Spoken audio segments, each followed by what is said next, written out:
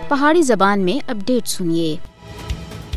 مقبوضہ جموں کشمیر کے اندر چلنے والی تحریک ایک خالص اور مقامی تحریک ہے جس کو اس وقت تک بھارت دبانے اور ختم کرنے میں بری طرح ناکام رہا ہے۔ مقبوضہ جموں کشمیر میں لوگ اپنے اقوام متحدہ دے وعدے دے مطابق حق خود ارادیت کے واسطے جدوجہد کر رہے ہیں۔ بھارت دے غیر قانونی قبضے دے خلاف کشمیریاں دی جدوجہد مقبوضہ جموں کشمیر دی آبادی دے جذبات دی عکاسی کر دی ہے۔ کشمیر دی آزادی دی تحریک دا کردار کشمیریاں دی طرف تے ہر دیہڑے دی بنیاد دے تے آزادی دے واسطے دتی جانے والی قربانیاں تھیں ظاہر ہوندا ہے۔ کشمیری تاریخ آزادی کو عالمی سطح دے تے بھی ایک منصفانہ جدوجہد دے طور دے تے تسلیم کیتا گیا ہے، لہذا یہی وجہ ہے کہ بھارت کشمیریوں کو دبانے میں بری طرح ناکام ہو گیا ہے۔ کشمیر دی آزادی دی جدوجہد کو سپانسر قرار دینے دے مودی دے دعوے دا مقصد ہے اس کو دنیا میں بدنام کرنا ہے، لیکن کشمیریاں سن بھی اپنے شہداء دی قربانیاں دی لاج رکھدے ہوئے مقبوضہ جموں کشمیر دے اندر